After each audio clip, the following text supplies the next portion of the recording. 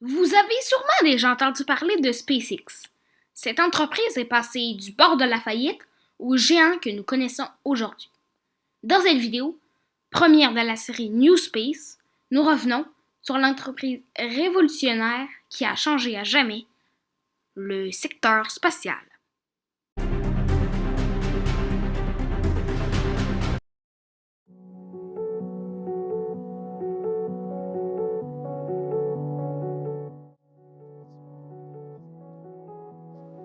Derrière SpaceX, il y a évidemment Elon Musk, qui est le fondateur de l'entreprise.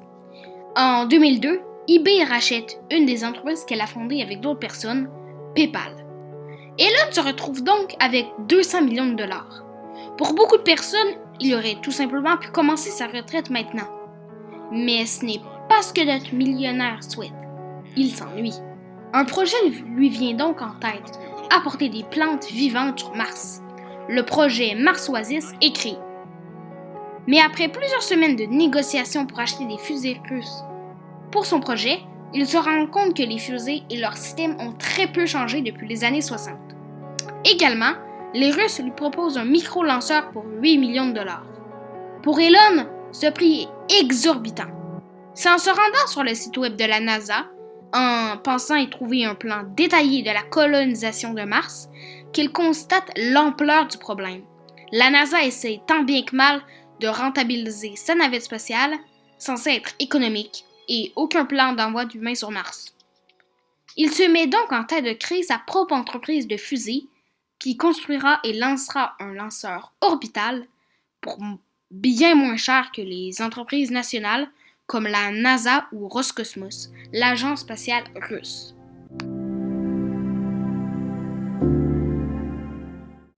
Le 6 mai 2002, la Space Exploration Technologies Corporation est créée. Rapidement, on raccourcit le nom de la marque en combinant le Space et le X de Exploration, ce qui donne SpaceX.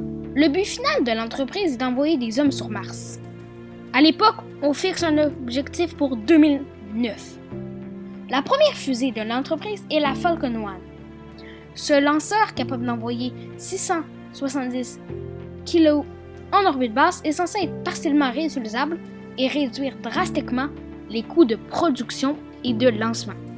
Le premier étage, comme le nom de la fusée l'indique, est composé d'un moteur Merlin 1A sur les 2 premiers vols, puis Merlin 1C sur les 3 derniers. Sur le premier étage, on trouve un parachute pour le réutiliser.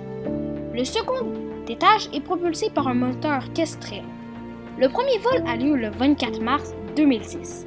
Malheureusement, la fusée explose après 33 secondes de vol.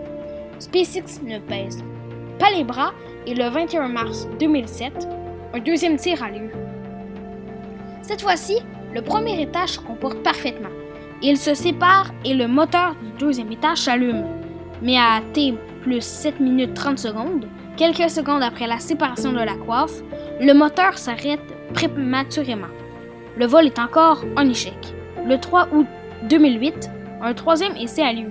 Encore une fois, c'est un échec car le premier étage fonce dans le deuxième au moment de la séparation.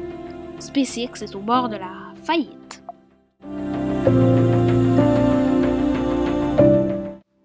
Le 28 septembre 2008, un ultime essai a lieu.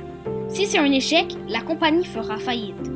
Heureusement, cette voie est la bonne et la fusée se place en orbite terrestre comme prévu. La Falcon 1 est la première fusée entièrement construite par le secteur privé à atteindre l'orbite. Le dernier et 5e lancement de la Falcon 1 aura lieu le 13 juillet 2009, emportant sous sa coiffe le satellite malaisien Rajaksat. Finalement, il n'y aura aucun essai de réutilisation du premier étage. La compagnie commence à développer la Falcon 5 avec 5 moteurs sur le premier étage. Mais en 2008, la NASA sélectionne SpaceX pour l'envoi de fret sur la Station spatiale internationale. Et SpaceX est sauvé de la faillite puisque le contrat de ravitaillement de la station se compte en milliards de dollars. La compagnie américaine abandonne donc la Falcon 5 au profit de Falcon 9, une fusée bien plus puissante équipée de 9 moteurs Merlin sur le premier étage. Cette fusée peut envoyer 22,8 tonnes en orbite basse ou 8,3 tonnes en orbite de transfert géostationnaire. En même temps, elle conçoit Dragon, une capsule destinée à envoyer du cargo sur l'ISS. Le 6 avril 2010, la Falcon 9 1.0 décolle pour son premier lancement. À bord, une maquette de cargo Dragon, car ce serait trop risqué d'envoyer une vraie pour le premier vol, car il y a très souvent des échecs lors d'une mission similaire. Mais cette fois, du premier coup, la fusée atteint l'orbite. Ce premier étage comporte également un parachute pour le récupérer. Comme pour la Falcon 1, ce sera un échec, même si d'autres tentatives infructueuses auront lieu. Pour les premiers vols, la fusée est uniquement dédiée au programme Cargo Dragon. La première charge utile qui n'est pas un Dragon sera lancée lors du 6e vol en 2013. Le 12 août 2010, la deuxième Falcon 9 décolle, emportant avec elle une vraie capsule Dragon. La capsule est récupérée quelques jours plus tard et SpaceX devient la première entreprise privée à récupérer une capsule en mer. Cependant, Dragon ne s'est pas rendu sur l'ISS, le but du vol étant de tester les systèmes de la capsule américaine. Pour l'instant, la cadence de tir est lente. 2 vols en 2010, 0 en 2011, ainsi que 2 en 2012. Le 22 mai 2012, une Falcon 9 décolle, emportant encore une fois une capsule Dragon. Cette mission est le dernier test avant les premières missions opérationnelles de la capsule. Cette fois, Dragon s'amarre sur l'ISS et c'est la première entreprise privée à s'amarrer une capsule sur le laboratoire orbital. C'est le 7 octobre 2012 que la première mission opérationnelle, CRS-1, a lieu, envoyant du fret sur l'ISS. Entre 2011 et 2012, SpaceX développera une deuxième version du lanceur, la Falcon 9 version 1.1. C'est également à ce moment que l'entreprise abandonne les parachutes pour un nouveau concept, des pieds d'atterrissage. Pour faire atterrir correctement le lanceur lors d'un futur vol, SpaceX développe un prototype baptisé Grasshopper. Plusieurs vols de cette version miniature du premier étage de la Falcon 9 auront lieu à différentes altitudes.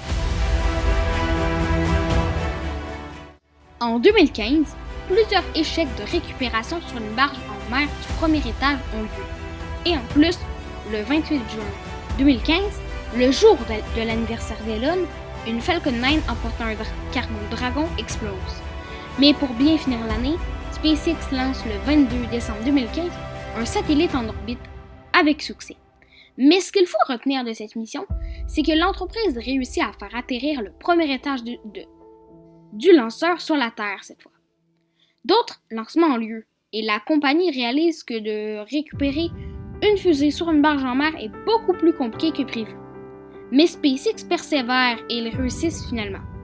Le rythme des lancements s'accélère. Le 30 mars 2017, la compagnie fait revoler pour la première fois un booster ayant déjà volé. En février 2018, le vol inaugural de la Falcon Heavy a lieu. Ce lanceur est en fait composé de 3 premiers étages de Falcon 9. Falcon Heavy augmente donc énormément le poids mis en orbite. La fusée peut mettre 63 tonnes en orbite basse, 26 tonnes en orbite géostationnaire et 16 tonnes vers Mars. En 2020, la mission Demo 2 a lieu, emportant avec succès 2 astronautes dans l'espace pour le compte de la NASA. C'est la première fois qu'une entreprise privée envoie des astronautes dans l'espace et le premier vol habité sur le sol américain depuis 2011. Les lancements habités étant auparavant tous, sans exception, faits avec un Soyouz russe. C'est en novembre de cette même année que décolle Crew 1 avec cette fois 4 astronautes en direction de l'ISS, puis 20 Crew 2. En septembre 2021, décolle Inspiration 4, une mission touristique habitée en orbite. Le prochain vol habité est Crew 3, encore sur l'ISS. Le projet le plus connu de SpaceX est sûrement Starship, la fusée la plus puissante jamais créée, conçue pour amener des hommes sur Mars. Rien que ça. Ce vaisseau a également été sélectionné pour le retour d'astronautes sur la Lune en 2025. Explorons plus en détail ce vaisseau. Le premier étage se nomme Super Heavy et est composé de 29 ou 33 moteurs Raptor, un nouveau moteur développé par SpaceX. Cet étage est aussi haut qu'une Falcon 9 ou Falcon Heavy, avec 70 mètres de hauteur. Le deuxième et dernier étage est le Starship. Il est composé de 3 moteurs Raptor ainsi que de 3 moteurs Raptor Vacuum optimisés pour le vide. Il est également recouvert de 15 000 tuiles thermiques pour résister à la rentrée atmosphérique. L'ensemble du lanceur Starship Super Heavy est réutilisable et peut envoyer plus de 120 tonnes en orbite basse, plus que l'emblématique Saturne V. Pour l'instant, ce projet est encore en développement. Le premier vol orbital devrait avoir lieu avant la fin de l'année. Ce projet est construit, développé et lancé à Boca Chica, au Texas. Mais dans le futur, Elon Musk veut construire une ville, Starbase, autour du site de lancement à Boca Chica. Cette ville sera justement destinée à tous les employés de l'entreprise pour accélérer la cadence de production. Je ne sais pas vous, mais moi j'ai très hâte de voir l'aboutissement de ce projet qui va nous amener sur Mars et sur la Lune. Ou plutôt y retourner sur la Lune. SpaceX a également dans ses cartons Starlink, une constellation de 12 000 satellites en orbite pour fournir de l'accès Internet haute vitesse à tous, même dans les endroits les plus reculés de la planète, comme le désert, la forêt ou l'Antarctique. Aujourd'hui, plus de 1200 satellites sont en orbite. Aujourd'hui, ce qu'il reste du projet Mars Oasis d'Elon, c'est une entreprise valorisée à 120 milliards de dollars, avec un budget plus élevé que celui de la NASA, et plus de 9000 employés et 2 fusées orbitales opérationnelles. Wow!